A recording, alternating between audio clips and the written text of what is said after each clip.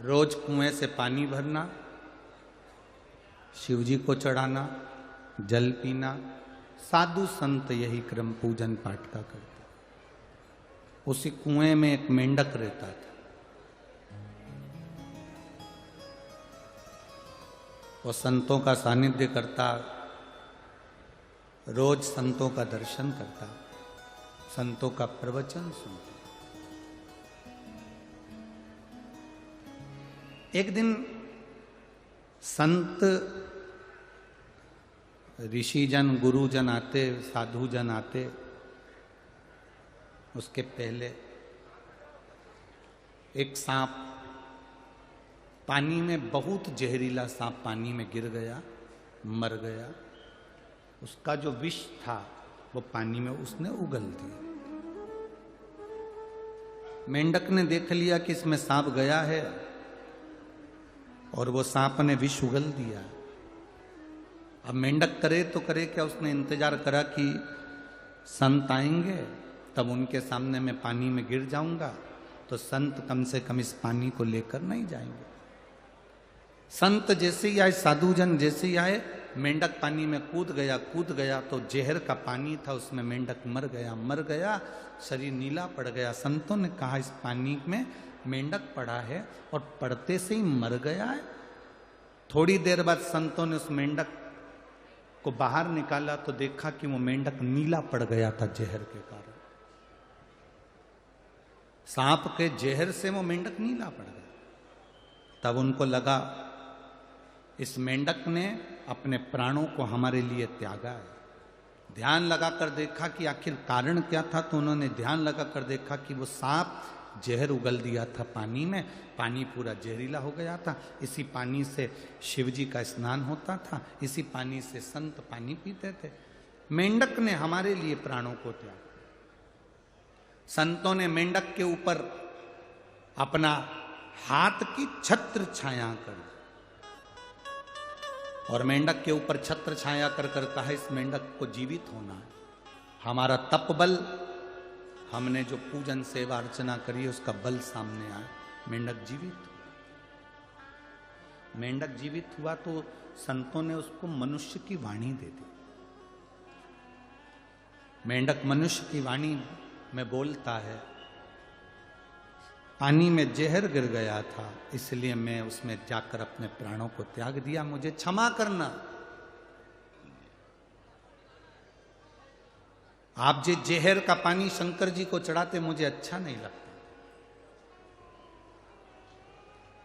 ये जहरीला पानी आप भगवान को चढ़ाएं, ये हमें अच्छा नहीं लगेगा। आप लोगों को मालूम होगा इस व्यासपीठ से कई जगह पर हम लोगों ने कहा निर्माल्य विसर्जन की गाड़ियां चलाओ, निर्माल्य विसर्जन की गाड़ियां चलाओ, जिससे नदी, तालाब, बावड़ी, कुएं शुद्ध हो। हम जो निर्माल्य अपने घर में बचता है, जो फूल पत्ती बचती है, उसको पानी में डाल देते हैं, पानी दूषित होता चले जाता है। पानी दूषित होता चले जाता है तो वो पानी हम भगवान को कैसे चढ़ाएं, क्योंकि वो जहरीला बनते चले जाता है, उसका आचमन कैसे कर सकते।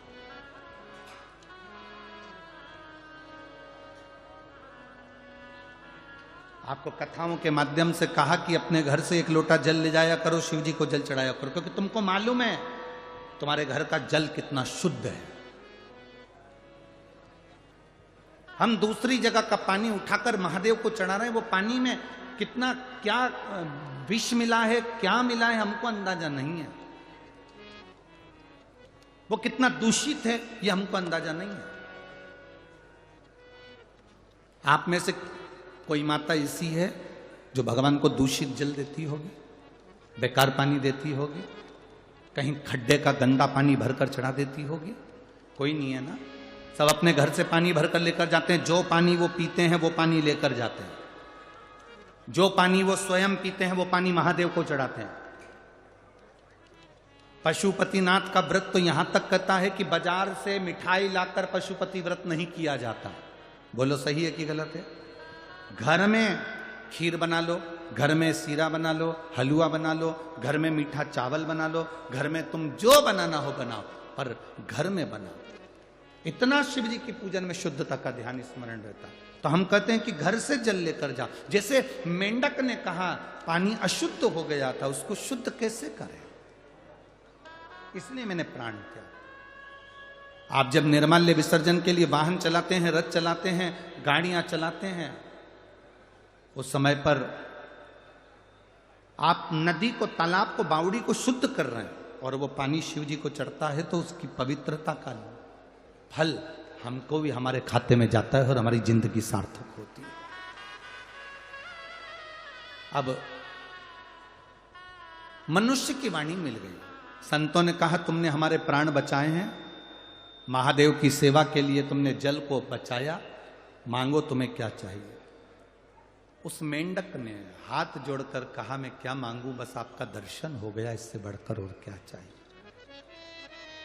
इससे बढ़कर और क्या चाहिए। आप अपना घर छोड़ छोड़कर दूर दूर से आके यहां धूलिया नगर में शिव महापुराण की कथा सुन रहे हो। कोई नासिक में कथा होगी तो कथा सुनने के लिए नासिक वाले वहां पहुंचेंगे। मां गोदावरी के तट पर कुंभ का जहां मेला भराता है पंचवटी में, जिस नासिक में साधु संत सन्यासी तपस्वी साधक उपासक 33 कोटि देवी देवता, जिस नासिक में, जिस पंचवटी में स्वयं राम गोदावरी का स्नान करने के लिए तरसते हैं, ऐसी पंचवटी में हमें शिव पुराण की कथा गंगा रूपी मिल जाए, इससे बढ़कर और क्या चाहिए।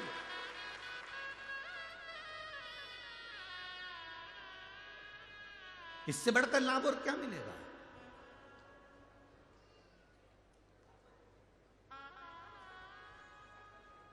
महाराज शिव महापुराण की कथा कह रहे, भगवान शंकर की कथा वर्णन कर रहे, शिव कथा कर रहे।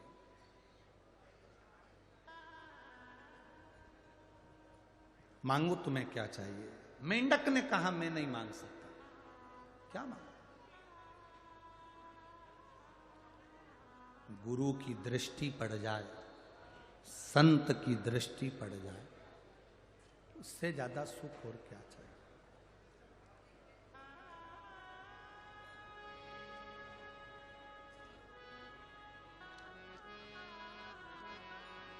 अब संतों ने कहा मांगना तो पड़ेगा, क्योंकि किसी गुरु का जब दर्शन होता है, तुम नहीं भी मांगते तो परमात्मा खुद दे देता है। असली गुरु का यदि दर्शन हुआ है, असली गुरु का यदि दर्शन करा है, तुम नहीं भी मांगोगे तो भी वो दे देगा। आप ना मांगे तो भी वो देगा।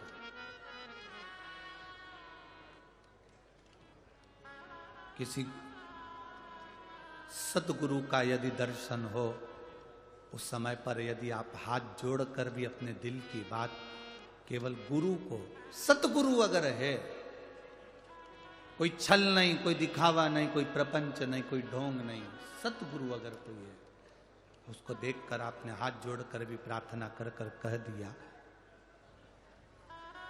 निवेदन कर लिया, खाली ना जाता कोई दर से तुम्हारे, खाली न जाता कोई दर से तुम्हारे, मैं भी खड़ा हूँ नदी बाहर बसाए, अपने हृदय से लगा लो, लगा लो, गिरा जा रहा हूँ, उठा लो, उठा।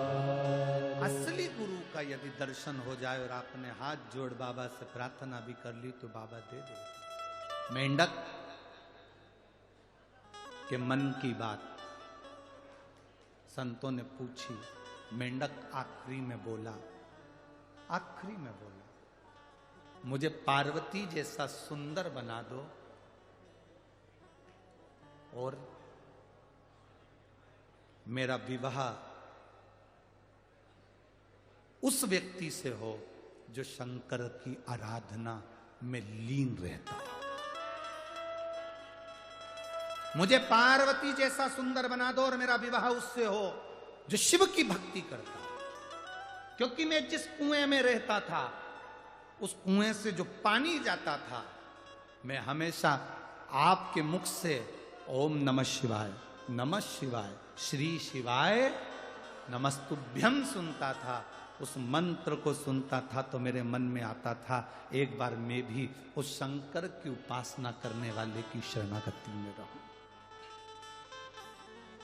संतों ने आशीर्वाद दे दिया, हम तुम्हें वर देते हैं कि तुम सुंदर होगे, स्त्री के रूप में होगे और तुम्हारा विवाह एक ऐसे राजा से होगा जो शिव की आराधना में लगा रहता है।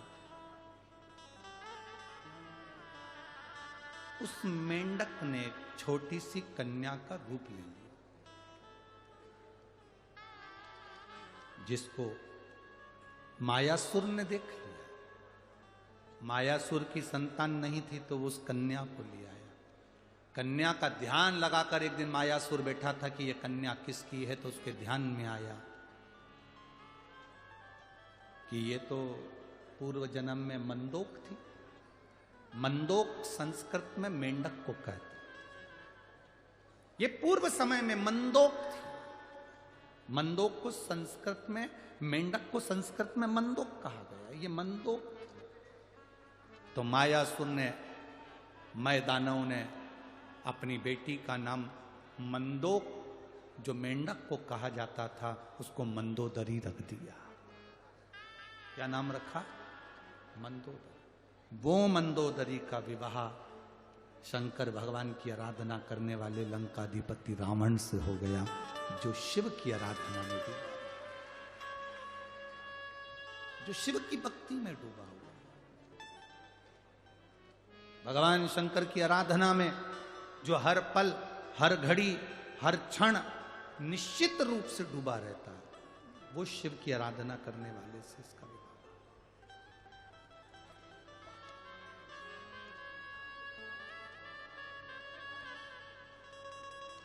और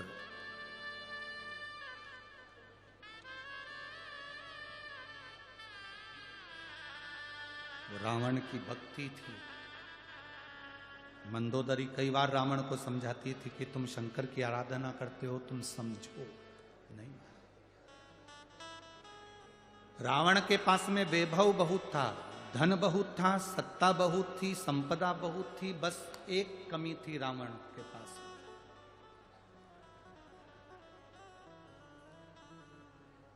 रावण के पास में एक चीज की कमी थी। क्या कमी थी रावण के पास में?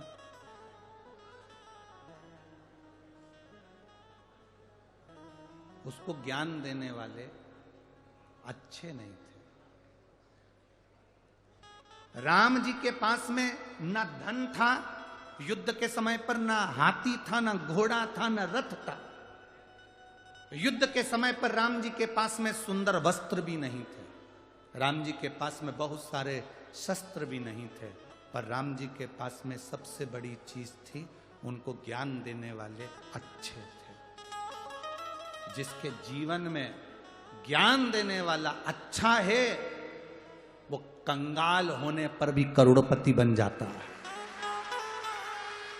और जिसके पास में ज्ञान देने वाले श्रेष्ठ नहीं है, वो करोड़पति होकर भी रोड पर रह जाता है। रावण करोड़पति था, धनपति था, सत्तापति था, संतान, वैभव सब कुछ था, और रावण के पास में ज्ञान देने वाले नहीं थे। जब रावण ने पूछा सभा में बैठकर, राम जी सेना लेकर आ रहे हैं बंदरों की, मेरे सभासद, मुझे ज्ञान देने वाले जितने भी बैठे थे विद्वान, उनसे पूछा मेरे लिए आज्ञा करो कि राम सेना लेकर आ रहे हैं तो क्या करना पड़ेगा। तो इतने में जितने बैठे थे ज्ञान देने वाले वो सब खड़े हो गए। उन्होंने कहा आन दो, ऐसे एरे तेरे बंदरों को तो अपन सब निचोड़ के खा जाएंगे। ज्ञान देने वालों को ज्ञान देना था कि राम जी के पास में एक दूत भेजिए और बुलाओ, सीता वापिस करो। ये गलत है किसी की स्त्री को अपने यहां रखना। पर ज्ञान देने वालों ने ज्ञान नहीं दिया, उल्टा रावण को भड़का दिया। कई कई लोग ऐसे होते हैं जब बहुत विषम परिस्थिति होती है राजनीतिक उठापटक में या प्रशासनिक उठापटक में, लोग बहुत सारे ज्ञान देने आ जाते हैं। अरे वो तुम्हारे लिए ऐसा बोल रहा था, वो तुम्हारे लिए वैसा बोल रहा था, उसने ऐसा कर दिया, उसने वैसा कर दिया। उफान मत लाना दूध में, रत्ती भर का भी। जितनी नम्रता से जिंदगी जी सकते हो उतनी नम्रता से चलना। रावण को ज्ञान देने वाले श्रेष्ठ नहीं थे, इसलिए रावण का पूरा कुल डूब गया। राम जी के पास में ज्ञान देने वाले थे। उन्होंने पूछा ये समुद्र रास्ता नहीं दे रहा, क्या करें? तो किसी ने कहा कि एक काम करो, समुद्र के लिए बाण छोड़ देते हैं। भगवान इतने में जामवंत बोला, इतने में हनुमान जी बोले, क्यों छोड़ना, बाण छोड़ेंगे समुद्र के जीव मर जाएंगे, रेन दो। शंकर जी की पूजन करते हैं, शंकर जी जो आज्ञा देंगे वो करेंगे। शिव जी की स्थापना करी, रामेश्वर धाम की स्थापना करी, पूजन चालू करी। पूजन करिए तो भगवान शंकर ने ज्ञान दिया, तुम्हारे पास में नल नील हैं, राम नाम लिख के पत्थर फेंकेंगे, वो तैर जाएंगे, पार उतर जाओगे। सहज